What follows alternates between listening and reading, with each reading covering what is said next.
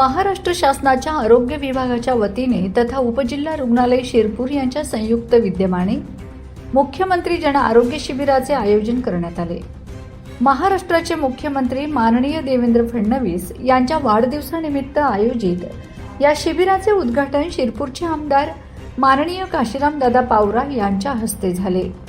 यावेळी बोलताना आमदार काशीराम पावरा म्हणाले की राज्यातील प्रत्येक गावापर्यंत दर्जेदार आरोग्य सेवा पोहोचविण्यासाठी शासन कटिबद्ध आहे।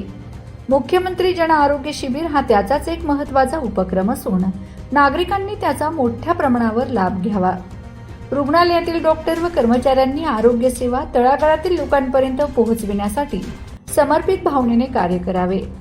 या आरोग्य शिबिरात श्री विले पार्ले केळवणी मंडळ संचलित श्री तपनभाई मुकेशभाई पटेल मेमोरियल रुग्णालय येथील डॉक्टर व कर्मचाऱ्यांनीही सक्रिय सहभाग नोंदवत आरोग्य सेवा दिली।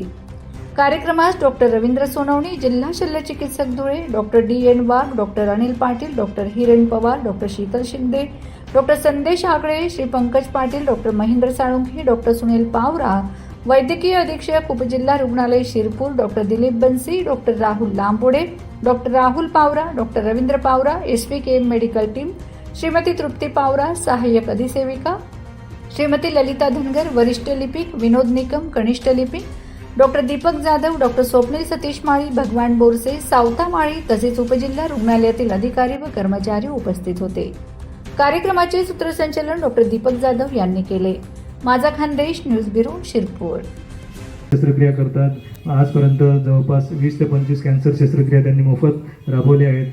तर ह्या शिरपूर पंचक्रोशीमध्ये ज्या रुग्णांना कॅन्सरची लागण असेल किंवा संभाव्य शक्यता असेल किंवा परिसरातील किंवा आजूबाजूच्या नातेवाईकांना कॅन्सरची लागण असेल तर त्यांनी आमच्या जिल्हा रुग्णालय धुळे येथे त्या कॅन्सर शस्त्रक्रियेचा आणि कॅन्सर रुग्णांना पुरवल्या जाणाऱ्या मोफत आरोग्य सेवेचा लाभ घ्यावा असे मी विनम्रपणे आवाहन करतो। धन्यवाद। प्रायव्हेट हॉस्पिटलला न जाता तुमच्याकडे येतील का? आपल्या या उपजिल्हा रुग्णालयामध्ये एक चांगली सेवा मिळते आहे, तर आम्ही तिथं सेवा घेऊ। म्हणजे एक तुमची लोकांची सेवा बी होईल आणि आपले हॉस्पिटल बी हे चांगलं होईल। या दृष्टिकोनातून आपण सगळ्यांनी सोचलं पाहिजे। आपण जर विचार केला नाही, मला आता शासन पगार देतं आहे, केलं नाही केलं सगळं धकेल, मी असं नाही म्हणणार, सगळं धकतं, पण एक दिवस त्रास होणार आहे। एक दिवस त्रास होतो तो, तर आपल्याला त्रास करून घ्यायचे नाही आहे, आपल्याला आनंद लुटून घ्यायचा आहे। त्यामुळे शासन प्रयत्न करत आहे, शासन सगळं काही योजना पुरवते आहे, परंतु त्यांना राबवून घ्यायचे असेल ते आपल्या हातामध्ये आहे। आपण जर त्याला राबवलं नाही तर मग असंच राहील। ते लोकांची पेशंट आलं, पेशंटशी प्रेमाने बोला।